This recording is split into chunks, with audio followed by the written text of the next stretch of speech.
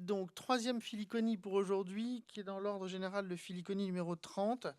Je voudrais vous le faire cette fois-ci sur une œuvre qui est beaucoup plus récente que celle qu'on vient de passer, qui est une œuvre qui est encore en cours, qui est une œuvre qui date de 2024, et qui est une œuvre qui est à la Fondation Prada à Venise, et qui s'appelle Monte di Pieta, et qui est une œuvre de l'artiste suisse Christophe Buchel. Christophe Buchel est un... J'ai un E en trop sur Christophe, je suis désolé, c'est une faute que j'ai laissé passer. Il n'y a pas de E à Christophe. Christophe Buchel est un artiste suisse, qui est un artiste qui est né en 1966, artiste assez compliqué, qui a été, entre autres, rendu internationalement célèbre pour deux œuvres à Venise. Une œuvre qui avait été donnée au pavillon islandais, où il avait transformé une église de Venise en une mosquée pour les communautés musulmanes de Venise. Et la deuxième œuvre, en 2019, la deuxième œuvre qui avait déchaîné la chronique, c'est qu'il avait mis au bout de l'Arsenale, donc devant les bassins, il avait mis l'épave d'un bateau qui avait été repêché, qui dans son naufrage avait coûté la mort de plusieurs centaines de migrants. Buchel est revenu encore à Venise, cette fois-ci sous l'invitation de la Fondation Prada. Et Buchel a fait une œuvre qui s'appelle donc Monte di Pieta. Alors, j'ai plusieurs choses à vous dire autour de ça. Ça, c'est la Fondation Prada. Ça, c'est le nom en italien, c'est Palazzo Corner della Regina, qui est sur le Grand Canal, qui aujourd'hui, depuis 10 ans, est la Fondation Prada. Ça, c'est tel que vous le voyez en ce moment, c'est-à-dire avec les pancartes qui sont mises sur le palais par Christophe Buchel et qui annoncent évidemment la mise en vente à la fois du palais et le fuori tutto, liquidazione totale, avec cette chose qui est évidemment, on met tout en vente et tout doit disparaître. Ça, c'est ce que vous voyez, la rue, là, vous rentrez par ici, et c'est sur un des murs où vous rentrez, et dans le truc, vous rentrez, toutes les indications fondationnées Prada ont disparu, il n'y a aucune indication, vous rentrez par une boutique qui revend et qui rachète de l'or, et puis après, vous vous débrouillez comme vous pouvez à l'intérieur de cet objet. Alors, plusieurs choses à vous dire parce que c'est important pour arriver à comprendre l'ensemble du truc. Je vais essayer de faire un Filiconie un tout petit peu spécial, un tout petit peu particulier, parce que une des raisons particulières, enfin une des origines particulières de l'œuvre de Christophe Buchel, c'est que je pense qu'il n'y a pas besoin de les gloser en tant que telles. C'est-à-dire que je ne peux pas faire une glose sur la structuration de l'œuvre, mais il faudra que je fasse une glose annexe. Donc j'essaierai de vous proposer une glose annexe pour arriver à comprendre ce qu'est cet objet. Ce palais, tel que vous le voyez dans sa façade, c'est une façade dite baroque, c'est une façade qui a été construite au XVIIe siècle, milieu du XVIIe siècle. Ce palais s'appelle Palazzo Corner della Regina parce que ce palais au XVe siècle a été le palais d'une reine qui s'appelait Caterina Cornaro, d'où la raison pour laquelle ce palais s'appelle le palais Corner della Regina, donc de la reine Cornaro. Et la reine Caterina Cornaro a épousé le roi de Chypre et est devenue reine de Chypre au tout début et toute fin du XIVe et tout début du XVe. Non, l'inverse, toute fin du XVe et tout début du XVIe, n'importe quoi. Et puis, la République de Venise a tout fait, évidemment, pour qu'elle finisse par abdiquer. La République de Venise, comme toujours, la République de Venise a mis la main sur le truc et s'est approprié Chypre d'une manière relativement scandaleuse, comme politiquement toujours a fait Venise dans toute son histoire. Puisque Venise n'a toujours fait que arracher des choses qui ne lui appartenaient pas et voler des choses. C'est important de le comprendre parce que c'est une des raisons de l'œuvre de Christophe Buchel. Ça, c'est ça. Ce palais a appartenu à la famille jusqu'en 1800. En 1800, le palais est vendu, ça traîne un peu, etc. Et en 1834, le palais est racheté par une congrégation religieuse et ça devient historiquement, pour la ville de Venise, son Monte di Pieta. Et le palais est un mont-de-piété de 1834 à 1969. En 1969, le palais cessera d'être un mont-de-piété. Ça deviendra deux, trois trucs. Ça deviendra à un moment les archives de la Biennale di Venezia. Puis ensuite, ce sera racheté par la Fondation Prada. Qu'est-ce que c'est qu'un mont-de-piété? Alors, le mont-de-piété, c'est... Alors, petite chose déjà, il faut comprendre que on a fait une erreur. On a fait plein d'erreurs mais une des erreurs que nous avons fait, c'est que nous avons mal traduit, évidemment, Monte di Pieta, puisqu'on a traduit littéralement et bêtement Monte di Pieta en mont-de-piété. C'est pas ça que ça dit, hein. Le mont-de-piété, ça dit plutôt une valeur de charité ou un montant de charité. Le mont-de-piété, il faut comprendre que le mont-de-piété, c'est un truc qui est très simple. Le mont-de-piété, c'est généralement un bâtiment qui est ouvert. Quelqu'un dépose une première somme à l'intérieur de cette cagnotte. Et le mont-de-piété, en fait, ça permet de faire des micro-prêts à des gens qui n'ont pas la possibilité à l'époque de passer par la banque, et un micro-prêt qui est garanti par un gage. C'est-à-dire que vous déposez un objet, et en fonction de l'objet que vous déposez, on vous prête du cash en fonction de cet objet. Et vous avez 1 an pour rembourser ce cash, et on vous restitue l'objet. Sinon, ben là, vous ne restituez pas l'argent, mais dans ce cas-là, on vendra votre objet qui a été garanti pour ça. Les monts-de-piété sont assez essentiels, hein, les monts-de-piété. Le premier mont-de-piété arrive au milieu du XVe siècle. C'est une fonction qui est essentielle dans l'histoire de l'Italie, dans l'histoire de l'économie. C'est une sorte de banque de côté. C'est une sorte de métabanque qui permet en fait de se sortir du régime spéculatif de la banque et qui permet de sortir aussi dans toute la période médiévale et médiévale tardive, de cette horreur de la spéculation de ce moment-là, où, vous le savez, une partie du système bancaire et spéculatif est interdit. Donc, du coup, ce ne sont que des prêts illicites qui sont accordés. Et on a des témoignages, il y a eu des intérêts jusqu'à 130%, 140% qui ont été faits sur des prêts. Et donc, on a généré, en fait, une paupérisation absolument délirante. Les monts-de-piété ont été faits pour ça, après. Et les monts-de-piété ont été faits pour ça, pour bloquer en fait cette spéculation outrancière et pour permettre en fait un autre système. Qu'est-ce que fait Christophe Buchel? Donc le mont-de-piété, ce bâtiment a été un mont-de-piété pendant plus de 130 ans, donc de 1834 à 1969. Qu'est-ce que fait Christophe Buchel? Eh bien, Christophe Buchel va reconstituer à l'intérieur du palais, dans tout le palais, un gigantesque mont-de-piété. C'est-à-dire qu'il va accumuler dans le palais plus de 7000 ensembles d'objets, tous numérotés, tous étiquetés, vous donnant l'impression que vous errez dans un mont-de-piété, à la différence près que tous les stands, tous les bureaux sont laissés là avec des petits panneaux qui vous disent fermé pour l'après-midi, je reviens, etc., etc. C'est-à-dire que tout vous donne l'impression d'être que tout est là, mais dans un suspens absolu, comme si effectivement, soit une liquidation totale avait eu lieu, soit on était en attente d'un salut ou d'un rachat particulier. Ça, c'est la manière avec laquelle on entre dans cet objet. Donc ça, c'est le premier étage, c'est le piano nobile. Il y a le rez-de-chaussée qui est rempli aussi d'un nombre invraisemblable d'objets. En tout, il y en a à peu près un peu plus de 7000. Alors quand je parle d'objets et 7000 objets, je parle de 7000 ensembles d'objets, hein. Vous pouvez avoir un ensemble à l'intérieur duquel vous pouvez avoir 150 objets, hein. C'est pas, voilà, si je vous montre un exemple, par exemple, voilà, ça c'est un objet. Ça, c'est le prêt d'une banque napolitaine. C'est tous les registres de la banque de la fin du XVIIIe siècle. Voilà, ça, c'est un objet qui est référencé. Et là, vous avez, si je continue l'image, c'est-à-dire que là, vous rentrez dans l'espace qui était l'espace pour les liquidations. Donc, vous avez ça. Et devant, vous aviez un lot. C'est un truc assez magique. Vous aviez un lot de machines, de machines à laver le linge, mais pour les pressings extérieurs, pour les pressings de rue. Et vous avez une accumulation de tous ces objets. Même ici, le truc pour l'incendie, c'est un objet qui fait partie du mont-de-piété. Il y a une étiquette, tout est numéroté, tout est indexé, tout est possiblement à vendre.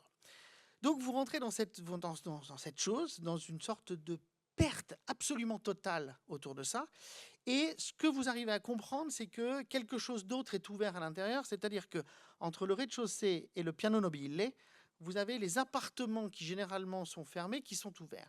Et dans ces appartements, je n'ai volontairement pas mis d'image, parce que je pense que c'est intéressant, soit vous allez les chercher, soit que vous les prouviez. Dans ces appartements, Christophe Buchel a recomposé une sorte d'appartement de surveillance, qui fait que ce mont-de-piété est intégré dans un dispositif de surveillance qui est un dispositif de surveillance qui met en scène la ville de Venise comme étant le protagoniste fondamental et fondateur de la dette. Et donc, vous entrez dans cet objet, vous avez dans le truc, il y a des caméras de surveillance partout, il y a des télés, il y a des trucs, il y a tous les lits, tout est là en état, il y a les frigos qui sont pleins, il y a les restes d'un banquet, il y a la cuisine, le lave-vaisselle, il y a de la vaisselle, dans les frigidaires, il y a de la bouffe, dans les frigidaires, il y a toutes les boissons, tout est là, tout est en attente, quelque chose vient d'abandonner, et pour autant, on est dans un suspens. La salle de bain, il y a tout ce qu'il faut, pour, etc. Tout est là. Mais il y a quelque chose d'abandonné, ou d'abandonné, ou parce qu'on va revenir. Quel est l'objet central de tout ça? L'objet central, c'est que Christophe Buchel a réussi, à mon sens de manière absolument singulière, a réussi à faire une exposition qui, reconduit l'expérience plastique, c'est-à-dire que l'exposition, ce n'est pas un endroit où vous allez voir quelque chose, mais un endroit où vous éprouvez quelque chose. Et la deuxième chose, c'est que Christophe Buchel a réussi à produire quelque chose qui est l'expérience d'une exposition comme expérience conceptuelle de la dette. Tout le sujet de cette exposition est la dette. Alors, toute cette question de la dette est centrale puisqu'elle est la condition même de l'économie, et surtout qu'elle est la condition même de l'économie sur une sorte de dispositif dialectique problématique. Dans l'histoire politique, la dette est toujours considérée comme étant néfaste. Il y a une interprétation qui est négative du débiteur. Or, on le sait, d'un point de vue politique, c'est l'inverse. La dette est nécessaire. La dette, sans la dette, le capitalisme n'existe pas. Et sans la dette, on ne produit pas d'argent. C'est-à-dire qu'il y a un double enjeu, c'est-à-dire qu'il faut absolument produire une forme de dette. C'est cette dette qui produit le monde, c'est cette dette qui produit la possibilité aussi de l'œuvre et de tout le système qui produit, dont Venise n'est que le miroir infini de la production de cette propre dette. L'œuvre a fait scandale, ça a été, les Vénitiens ont boycotté le vernissage, enfin ça a été un problème. Tout le transport des œuvres s'est fait de nuit, enfin bon, ça a été très très compliqué cette production et l'affaire de cette œuvre. La deuxième chose, c'est que quand vous entrez dans cet objet, dans ce dispositif, alors déjà c'est totalement saisissant, c'est une des expériences les plus saisissantes qui puisse exister. Moi, ça reste une des expériences récentes les plus bouleversantes de ce qu'est l'expérience d'une œuvre. Et surtout à un moment, il y a deux choses qui surgissent. La première chose, c'est une fois que vous avez compris cette question de la dette, une fois que vous avez compris que, en fait, enfin, un artiste prend acte d'une dimension collective et de l'exposition de cette crise majeure, de la crise de l'humanité, qui est la question de la dette. La deuxième chose que vous comprenez, c'est petit à petit, parce que vous passez des plombes à errer dans ces trucs, à essayer de comprendre tous ces objets, et en même temps, ces objets n'ont probablement pas de sens les uns avec les autres, vous comprenez une chose qui est démentielle, vous comprenez que c'est la première fois que vous éprouvez cette expérience très particulière d'une sorte d'exposition négative. L'exposition n'a pas été faite dans un choix volontaire d'objets, l'exposition a été faite à partir d'un coup de malchance qui a fait que des gens ont dû, par malheur, se séparer de leurs objets parce qu'ils sont en état de crise financière. Et donc, vous entrez là, et quand vous comprenez ça, vous entrez dans une forme de mélancolie absolument délirante, parce que c'est une des expositions les plus tristes qu'il puisse y avoir, puisque c'est une exposition qui n'est faite que par un choix négatif de gens qui ont dû se séparer de ce qu'ils avaient de plus cher pour pouvoir continuer d'exister, pour pouvoir payer leurs dettes, pour pouvoir payer des trucs, pour pouvoir continuer d'exister. Ce qui en produit en fait une sorte et c'est colossal, évidemment, quand vous avez 7000 ensembles d'œuvres, 7000 ensembles d'objets, c'est absolument délirant. C'est-à-dire la somme est absolument colossale.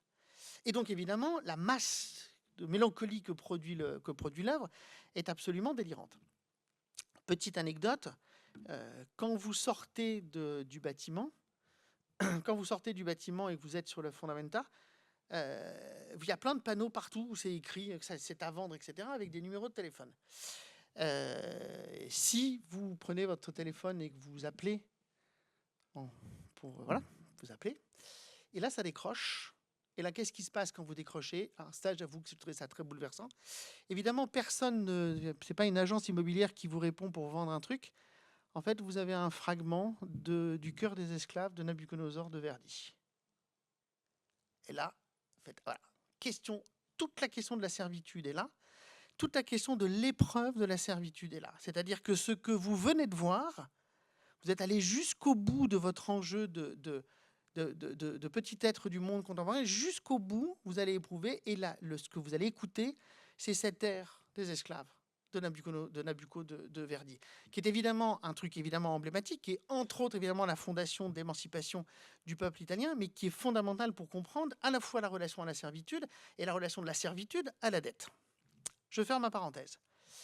Quand vous errez dans ce... Donc, première chose, c'est ça. C'était de vous dire qu'on en arrive à l'expérience d'une sorte d'exposition négative, puisque ce que vous éprouvez, en fait, c'est donc une exposition qui n'est pas le choix d'un curateur, qui n'est pas le choix de quelqu'un qui a la possibilité du choix, mais qui serait, même si c'est faux, on le sait, mais qui serait en fait une exposition par négation du choix, puisque toutes les œuvres qui sont là n'ont été faites que parce que des gens ont été obligés de se séparer.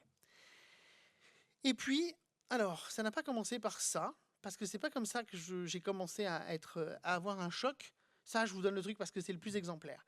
Il s'avère que sur les travées de côté, parce qu'il y en a partout, c'est rempli d'œuvres partout. Mais vraiment, quand je dis rempli, c'est partout, de tout. Hein. Et ça peut être ça, hein, ça peut être une porcelaine comme un lot de sainte, comme un sèche-cheveux. Je ne sais pas si vous avez vu ici, vous aviez des mobylettes, vous aviez ici des moules à gaufres, il y a des livres anciens, il y a des peluches, ici il y a des lunettes. Enfin, c'est un amoncellement colossal d'objets qui sont en attente d'être édimés et dans l'attente. Ça, je m'en suis rendu compte après. Mais en me promenant dans les travées, etc., à un moment, mon regard est stoppé parce que je vois un objet qui interpelle mon regard, qui est en fait une œuvre de Brotars, qui s'appelle Change Exchange, qui est une œuvre emblématique de Brotars, où Brotars fait le compte de ses signatures, et il transforme sa signature. Soit il n'y a pas de compte et sa signature est un poème, soit vous y mettez une addition au bout et ça devient en fait une comptabilité, ça devient de l'argent, qui est une œuvre extrêmement importante de 1972 de Brotars. Et donc je regarde ce truc et je fais rien, et puis je reviens parce que j'ai un truc que je comprends pas, et je regarde bien le truc jusqu'à me rendre compte en fait que il ne s'agit pas d'une copie, mais qu'il s'agit bien d'un original de Brotars. Et petit à petit, en m'enfonçant dans le dédale et le chaos de ces objets, en fait, se rendre compte que Buchel est allé à un niveau de conscience et de perversité qui est redoutable, puisque le stock de bordel est pétri et rempli d'objets qui sont vraiment des objets. Donc, je tombe sur un Brotars qui est un Brotars, je tombe sur un Beuys, et je me rends compte, et je finis par demander, on finit par me dire oui, c'est un vrai Beuys. Et là, au milieu du bordel, qu'est-ce que vous avez au milieu de cet immense bordel, entre un lot de cintres, etc. Ben ça, c'est quoi? Eh ben ça, c'est un Titien. Et qu'est-ce qui est représenté dans le Titien? C'est représenté comme par hasard Caterina Cornaro, enceinte. C'est-à-dire cette femme qui a été destituée du pouvoir quand elle était reine de Chypre et propriétaire du palais. Et en fait, à partir de ça, vous vous rendez compte que toutes les couches à l'infini, on pourrait en parler pendant des heures, parce qu'en fait, il faudrait rester pendant des heures pour comprendre la sédimentation des objets qui se répondent les uns dans les autres. Et vous obtenez des couches et des couches qui sont évidemment à la fois une histoire extraordinairement angoissante de la dette, et tout d'un coup, une œuvre qui n'est pas un objet de contemplation, mais qui est tout d'un coup un objet qui vient comme objet spéculatif sur l'expérience de la dette. Et petit à petit, vous vous rendez compte qu'à partir de ça, ça va déployer deux champs spéculatifs inattendus. Celui d'une exposition qui n'en est pas une, puisque c'est une exposition qui est faite par négation, et c'est-à-dire que ce ne sont pas des objets qui sont volontaires, mais ce sont des objets qui sont pensés depuis un état de crise et depuis un état de pauvreté, et qu'au milieu de ça, vous avez un nombre incalculable d'œuvres qui, cette fois-ci, valent des fortunes absolues, qui sont mélangées au milieu. En dessous, la photo, je l'ai mal faite, ma photo, mais on ne le voit pas, mais en dessous, il y a un appareil pour faire de la gymnastique, enfin un rameur. Enfin voilà, tout ça est mélangé. Vous avez un comptoir où il y a évidemment des pierres précieuses. Ce sont des vraies pierres précieuses. Enfin, il y a une sorte de... Tout est mélangé au point que vous êtes suspendu dans ce monde qui est une sorte de monde en état de suspension et qui n'attend de vous et qui ne réclame de vous que la possibilité d'interpréter effectivement ce qu'est l'état du monde de l'œuvre à partir de l'état du monde de la dette. Et voilà, donc j'espère que c'est jusqu'au 24 octobre. Si vous avez la possibilité d'aller voir cette œuvre, allez voir cette œuvre qui est, à mon sens, une des œuvres les plus frappantes que j'ai vues récemment, parce que cette œuvre introduit effectivement un certain nombre de paradigmes nouveaux. C'est-à-dire, évidemment, on est très loin d'un processus de contemplation, et que cette œuvre elle dit à partir de l'expérience de l'œuvre que derrière, il y a évidemment la question de la valeur, et que la valeur est évidemment l'ouverture d'une crise infinie de la dette. Et que cette crise de la dette est absolument, elle est intégrée à ce que nous sommes, et elle est intégrée dans l'ensemble de ces dispositifs, qui sont les dispositifs de nos villes, où il y a les biennales, où il y a les monstrations, où il y a les expositions, etc. Et que tout ça constitue une nouvelle porte pour l'histoire, qui est donc de le penser à partir de ce qu'est cette expérience structurelle de la dette. Voilà ce que j'avais à vous dire sur Monte di Pietà. Je pourrais en parler pendant des plombes, mais ça suffira pour aujourd'hui. Ce que j'avais à vous dire sur Monte di Pietà de Buchel.